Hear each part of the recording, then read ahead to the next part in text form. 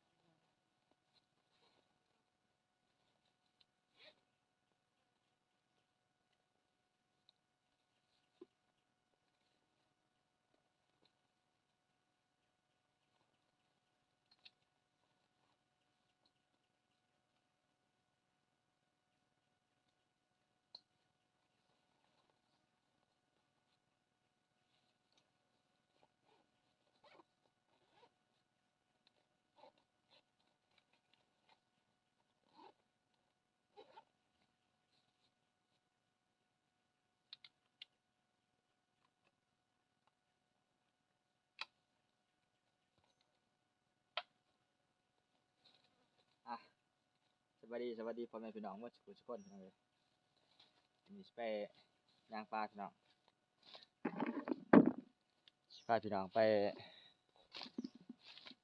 ย่างปลาไปสำรวจเบิ่งห้อยชัดพี่น้องเลยนี่แหละ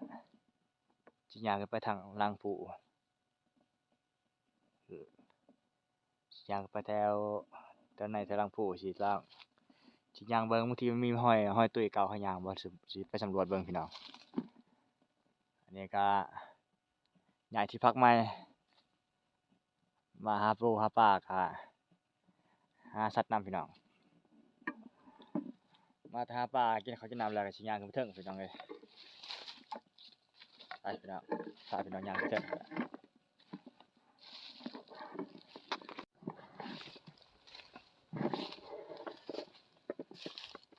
สิไปสำรวจเบิ่งห้อยชัดพี่น้องมันมีห้อยชัดทั้งแน่ก็สิไปรอเบิ่งหากกมาให้เลยบางทีจะมีมาให้เพราะว่ามามื้อวิถันยินเสียงนกฮ้องเนี่ยเชิงคือจันจะมีมาให้ก็มีประจักจะลองไปเบิ่งบางเทื่ออาจจะมีกกมาให้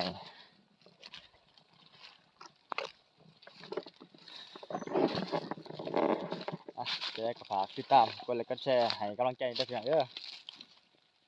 มีกำลังใจในการเฮ็ดคลิปต่อไปพี่น้องเอ้ย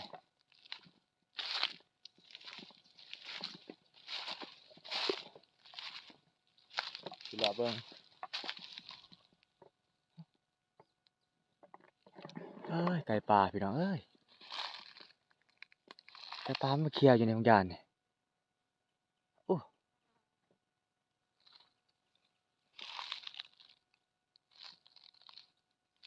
อ้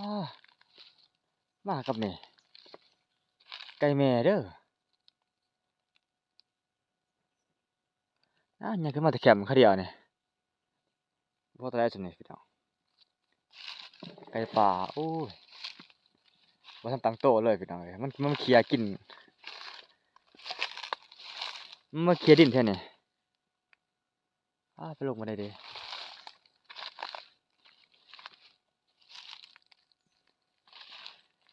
เดี๋ยวสิคอยนะจับซองไป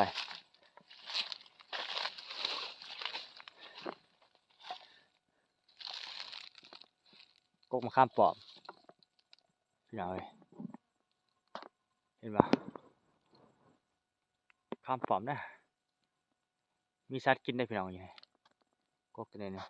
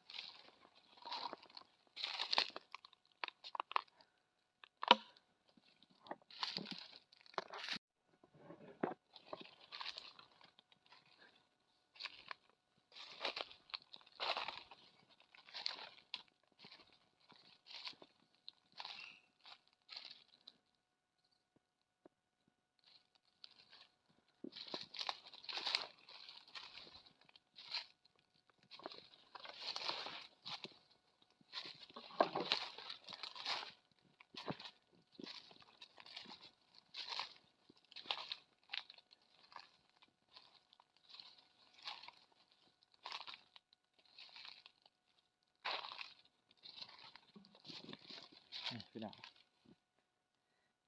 มีแต่ห้อยไก่ปลาเขียด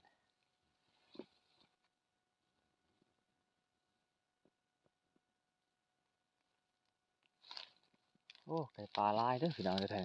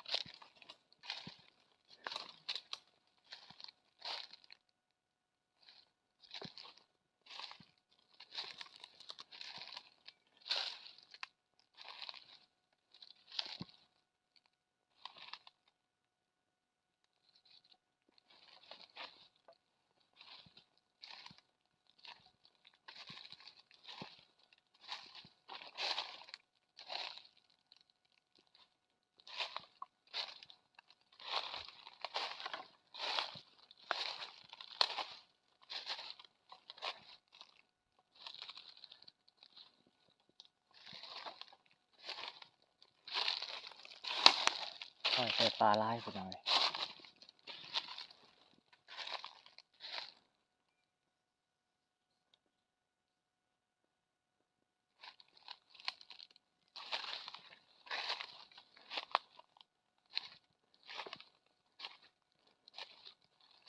โอ้ห้อยเขานี่ห้อยตัวนี้ห้อยเขาได้ย่างให้นี่ห้อยตัดตุ้ยเขาย่าง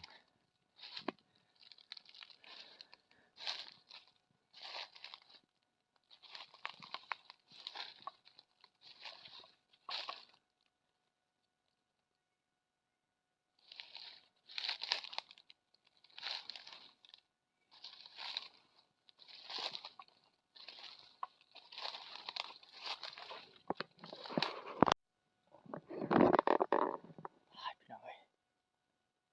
หมูป่ามันแล่นมาพี่น้อง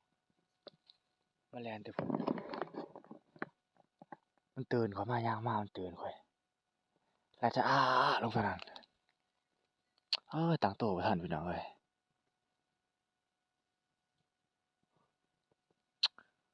ตายเด้หมูป่าประมาณ2โตอาจจะเป็นแม่กับลูกพี่น้องกินบ่สุดเด้พี่น้องเอ้ยตื่นไว้หลายพี่น้องบ่แต่ว่าคอยย่างได้พี่น้อง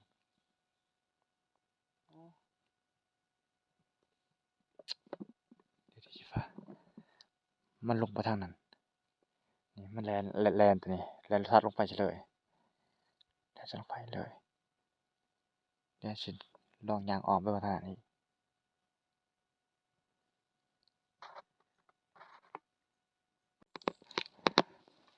นี่พี่น้องนี่สิเป็นห้อยหยังเขียนี่พี่น้องเอ้ยบ่ว่าไก่เขีย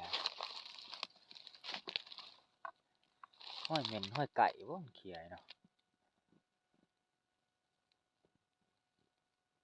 โอ้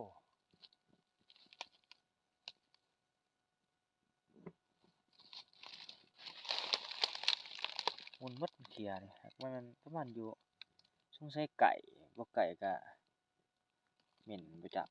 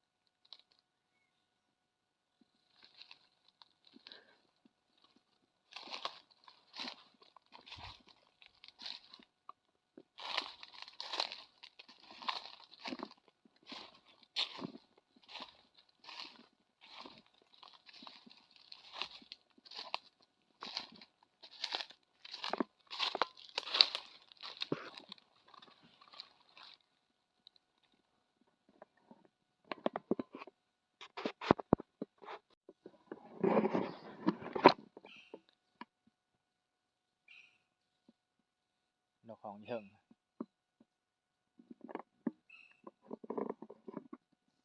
นกลางมันห้องเถิง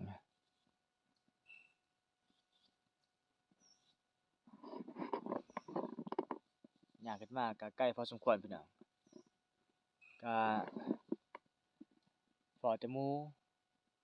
ปลาบ่ได้จัดมันพี่น้องเอ้ยบ่ทันมันตื่นเฮาก่อนโอ้นายนี่เหรอก็พอไก่ปลาตอนย่างขึ้นมาแตะอิดไก่แม่ไก่ผูทวีตนี่มันก็พอไก่แม่ตัวหนึงที่สองมาผมเป็นพอไก่ผูสองไก่แม่ตัวหนึงอีกหลังจากนั้นเฮาจังมาพอหมู่พอไก่ยังว่าเฮาบ่ยิงมันแล้วพวกเฮาอันนั้นบ่ยิงมันแต่บ่ทันได้แต่บ่ได้เปิดคลิปตอนนั้นพอปั๊มก็บินปื้อไปเลยกำลังว่าสิเปิดคลิปพี่น้องเอ้ยต่อมาจะมาเห็นหมู่พี่น้องโอ๊ยหมู่นั่นติมันสิได้มันตื่นเฮาก่อนย่างขึ้นมาแต่ท่าน้ำนี่แต่แคมป์ขึ้นไปเลยก็ประมาณอยู่100ปลาย200เมตรนี่แหละแต่ว่าเราบ่ได้ขึ้นไปไกลสูงแหน่เพราะว่ายังสิลงไปกลางหม้องอีกพี่น้องเอ้ยกลางหม้องหาปลานี่เมื่อนำไอ้ทีมงานอีกผู้หนึงก็นอนอยู่แคมป์พู้นแหละเพิ่นนอนเพิ่นก็เลยบ่อยากรบกวนเพิ่นเพราะเพิ่นเป็นผู้ใหญ่แหน่พี่น้องเอ้ยก็สิปลุกขึ้นมานำก็คันมานำนี่ก็สิได้ดนอยู่ก็สิได้ขึ้นไปใกล้ๆพู้นแหละว่าสิออกซ้อนกลางคืนก็บ่ได้ออกพี่น้องเอ้ยเพราะไปกลางหม้องก็เมื่อยหลายๆก็เมื่อวานนี้ก็ได้ไปใส่แห้วพี่น้องใส่แห้วปลาไว้มื้ออื่นมื้อว่าสิไปส่องเบิ่งแล้วก็สิคันเบิ่งซั้นแล้วสิกลับเมื่อบ้านมาที่สุดหน้าพู้นแหละจังไปเบิ่งอีกแห้วหั่น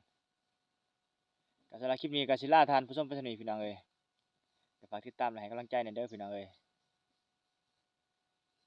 สิพาพี่น้องหาอยู่หากินตามป่าตามดงนี่แหละหรือว่าตามแม่น้ำน้ำเซหาปูหาปลาตามวิถีชีวิตตามอันนี้แหละหาอยู่หากินนี่แหละพี่น้องก็สิลาท่านผู้ชมไปส่ำนี้ก่อนพี่น้องเอ้ยบ๊ายบายติดตามในคลิปหน้าเด้อพี่น้องเด้อ